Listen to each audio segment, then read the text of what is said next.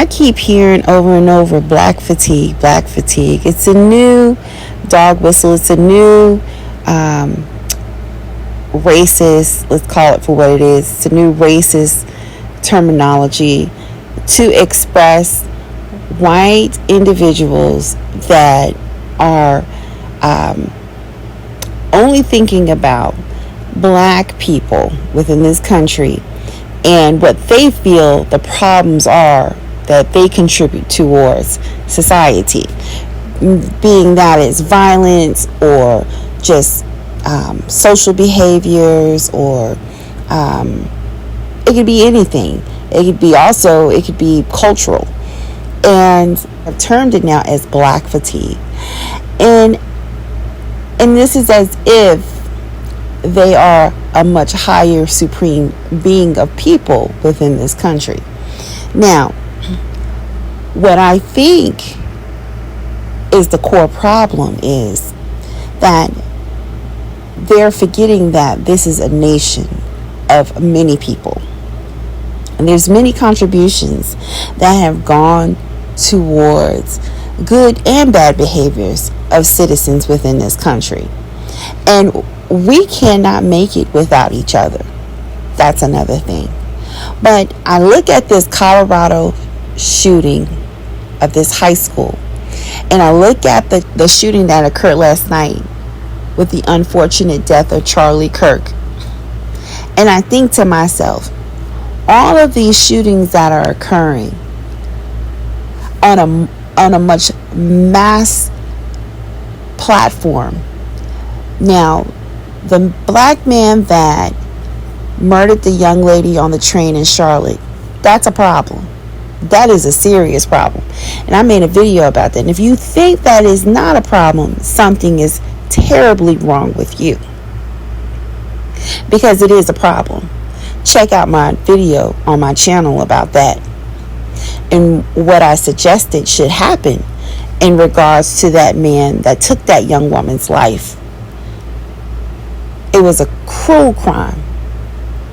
And I've made suggestions on what should happen with that.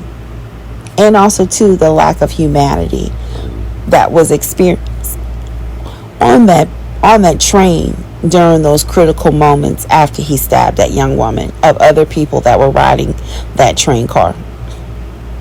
Now, the overwhelming majority, however, of crimes that I have been seeing that have been making national rounds just within the last 48 hours, I would contribute that to white privilege fatigue.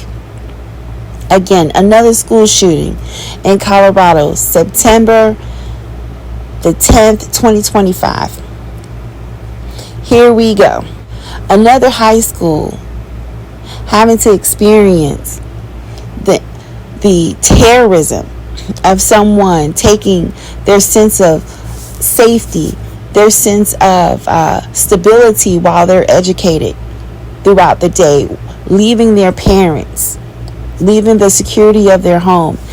These children enter into war zones every day. And the overwhelming majority of individuals that have shot these schools up have been young, privileged white men.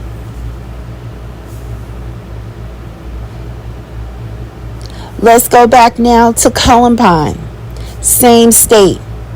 Columbine high school shooting years and years ago, and the mass murder they committed in that one school between two young, privileged white boys. And yet, what do we continue to hear? Black fatigue. How? Another mass shooting that had occurred in Colorado, Aurora, Colorado, at the movie theater. That's another privileged white young man shooting up a public space for entertainment purposes. People get together, their families get together, couples get together. They want to go out and they want to patronize the movie theater to go and see their favorite movie.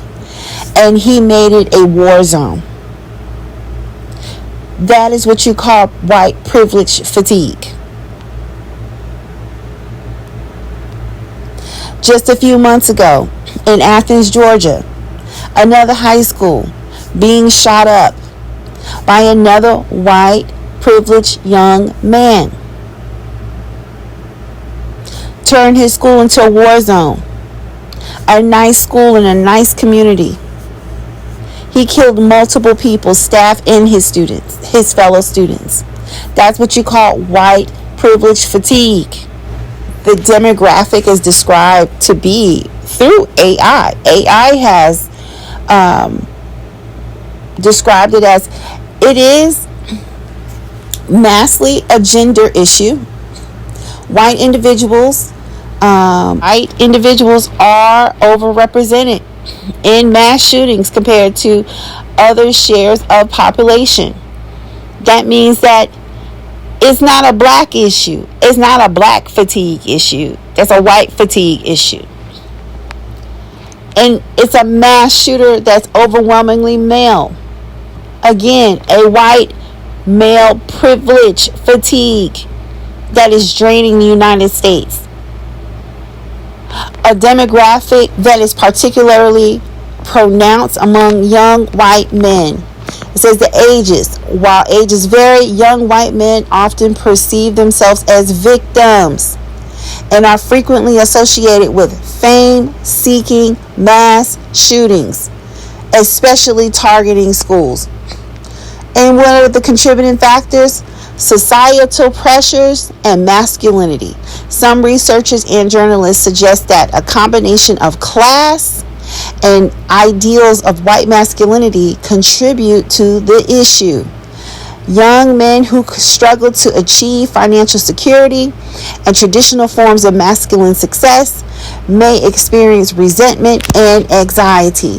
How can you express anxiety and any form of resentment when you are the majority? You have a whole head start among the entire American population. You are ahead of Black Americans. You are ahead of Latin Americans. You are ahead of Asian Americans, Indigenous Americans. You are ahead. You have ahead mile markers that have outpaced every group here. And yet, who is the one that is the most insecure? It is the privileged white male. Again, black fatigue. This is what I've been seeing on some of these social medias in regards to that black man who suffered schizophrenia, who stabbed that young white girl on the train from Ukraine. It is so unfortunate that she lost her life like that. I mean, I wouldn't wish that on my worst enemy. Do you hear me? Not on my worst enemy. And again, I made a video about it. Please go and check it out on my channel. And how even if they would have just called 911 when they saw the young lady was distressed, they were saying that blood wasn't really presenting at the moment that she got stabbed. So those three people, including that black girl who was across from her in that same section where she was sitting, looked over her way and saw that something was wrong, but she may have not seen blood necessarily. However, if you see someone distressed, you could at least say, "Are you okay? I'm going to call 911. You don't even have to tell anybody you're going to call 911. Just run and call 911. That's humanity. Because that could have been your sister, your mother, your auntie. That could have been anybody in your family. But we have to get back to humanity, being your brother's keeper. Now, these racist right wing, especially on X and other platforms, in comment sections, this is where a lot of white men do a lot of their very aggressive, open, public, written forums. They do it in the comment section. They league together and they support each other's vitriol towards other groups of people outside of white. And that's all you see. No accountability. Now, yesterday, Charlie Kirk, political pundit that founded his political organization Turning Point USA, was taken off the face of the earth at 31 years old, a husband and a father of 2 children. Now, how unfortunate is that? Again, I don't care what his political views were. I made a video on that. Please go and check that out. I made a video on that. Did I agree with any of his rhetoric? Absolutely not. But it still did not warrant for him to be wiped off the face of the earth. And you know who possibly would have done that? Not a black person. Not a black person. Not a Latin person here in this country that's being targeted right now by ICE. Not a brown person here in this country being targeted by ICE. All of this targeting by ICE after people who are of a non-white racial group. Now, if anybody should have frustration, it would be them, right? And yet still no. This is more than likely a white young man or young man or a white older man or whatever, because he had a high-powered rifle.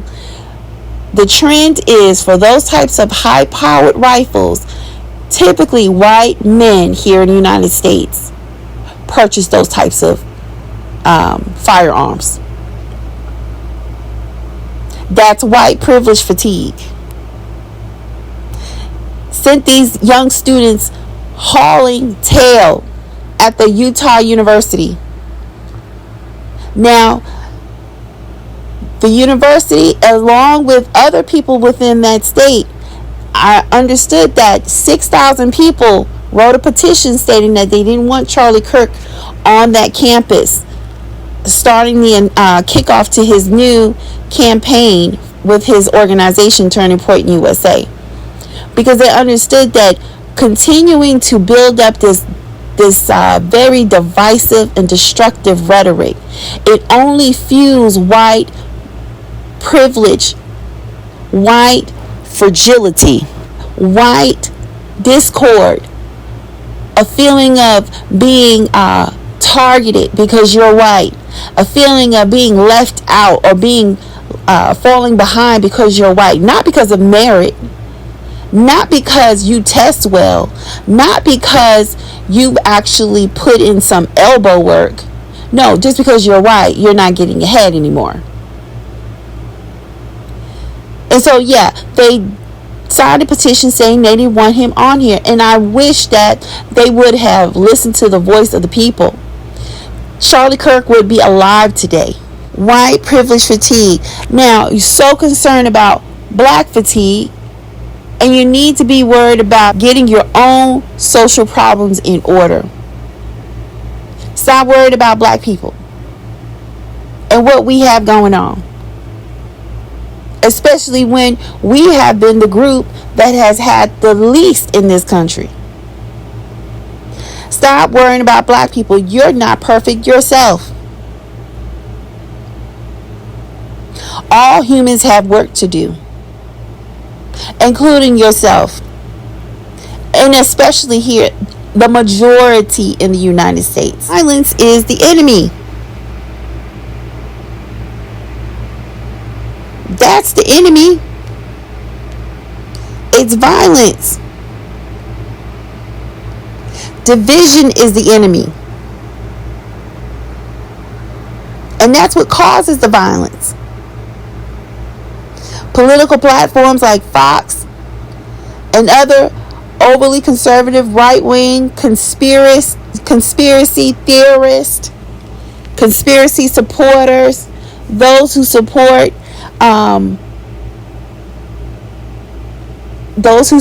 promote this ideology of white supremacy and use dog whistles to connect to your emboldened and already enraged group of people. I feel like they have a lot of responsibility in regards to that.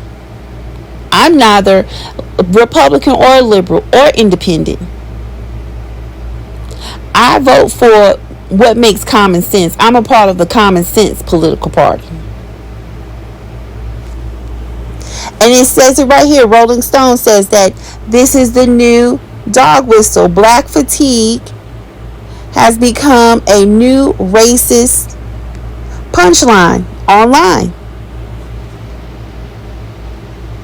Here goes Trump using words of dog whistles in regards to describing the crime that's happening in Black Chicago, South Side, and the crime that's going on here. Forgetting about redlining, forgetting about economic disadvantages, forgetting about contributing factors that have gone into this monster of crime in Chicago. This man right here, he was even describing what down MAGA's favorite new term. He goes on to describe that this is something that started from American slavery, segregation, and these are some of the consequences when you see a demographic of Black Americans that are unfortunately behaving in a way that they should not. A lot of it comes from consequences that were established from the white privilege earlier on in this country. But they get a kick out of it.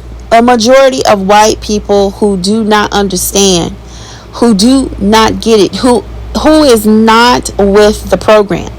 See, there's a new program in America, and it's called survival. And it's no longer white privilege. White people are going to have to get with this new program called survival. And within survival, you are now going to have to coincide with Black Americans, Latin Americans, Asian Americans, and Indigenous Americans if you want to survive. Because white skin is no longer deemed as a valuable monetary resource. You can no longer take that to the bank. In fact, you might end up getting kicked out. Trying to expand that term, Black fatigue. It's now the new DEI. Oh, really? Diversity, equity, inclusion? You equate that to Black fatigue? Well, the last time we checked the facts, diversity, equity, inclusion really did not benefit Black Americans. In fact, they were on the bottom of the totem pole. White women benefited from DEI. Gay white men benefit from DEI. Not Black people. It just goes on and on and on. People feel comfortable within their racism. Cannot reign supreme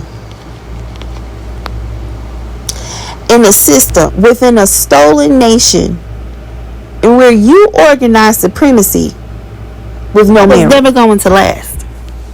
And that's why a lot of these white privileged young white men are falling apart, because they banked their future on white privilege. And they're trying to take it to the bank and no one's cashing those checks. They don't realize that they have inherited a lineage within a country of stolen and forced labor. Want to talk about fatigue? The beginnings of the nation that your forefathers stole and forced labor, unpaid labor. That was a nation of fatigue from the beginning. Let me know what you think, especially about this Colorado shooting, Charlie Kirk. It's just like, it's on and on and on. I mean, and it's all coming from the Second Amendment. A Second Amendment that is being taken out of context for decades now. For decades. I'm going to do a video on the Second Amendment and why the Second Amendment has been given so much support from the United States government. It is because it was the revolt of white Southern men, especially after the emancipation of slavery. While it was meant to be used in a time of war, militia, enemies against our nation, not towards citizens within the nation. But they took that Second Amendment and they took it to terrorize newly freed black people. That's what it was for. That is why there's so much money pumped into the Second Amendment. Because this is a country that's based on race. Division. Race takes precedence over class.